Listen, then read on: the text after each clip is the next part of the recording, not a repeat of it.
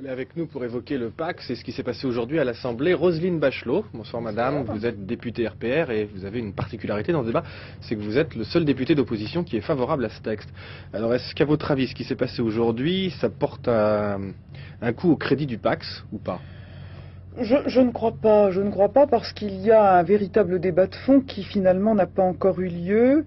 Et je lisais un sondage qui est paru hier, un sondage BVA, qui disait que 84% des jeunes de moins de 25 ans sont favorables au PACS, au Pacte civil de solidarité, et jusqu'à 50 ans, 2 Français sur 3 sont favorables au PACS. Donc de toute façon, aujourd'hui, demain ou après-demain, il y aura un texte qui s'appellera Pacte civil de solidarité, qui s'appellera comme il voudra, mais qui concrétisera ce besoin des Français. Cela dit, sur ce qui s'est passé aujourd'hui, est-ce que vous pensez que les socialistes ont fait preuve de désinvolture ou de manque de courage pour certains d'entre eux ? Je crois que, si vous permettez cette vulgarité, Lionel Jospin sur ce sujet s'est débrouillé comme un manche.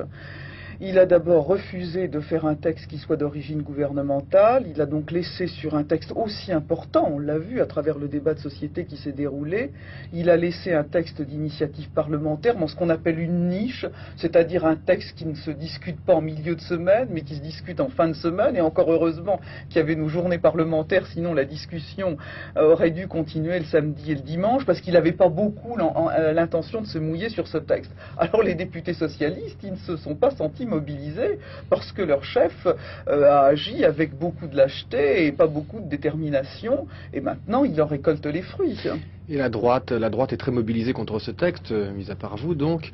Est-ce que vous pensez vraiment que le PACS menace la famille telle qu'on la conçoit dans ce pays depuis plusieurs siècles ?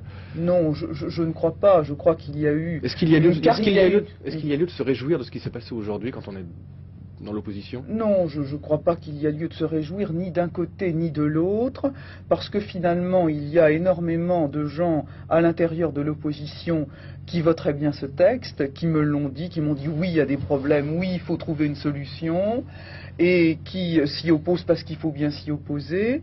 Et puis de l'autre côté, il y a des députés socialistes ou de la gauche plurielle qui ne sont pas favorables au PACS et qui n'osent pas l'avouer et qui ce soir ont voté un petit peu par leur absence. Moi j'ai été très frappé, j'ai demandé qu'on me communique la liste des maires de ma circonscription qui avaient voté, vous savez, le fameux appel des maires contre le Pacte civil de solidarité. J'ai découvert avec stupéfaction qu'il y avait des maires socialistes de ma circonscription qui avaient voté contre le Pacte civil de solidarité.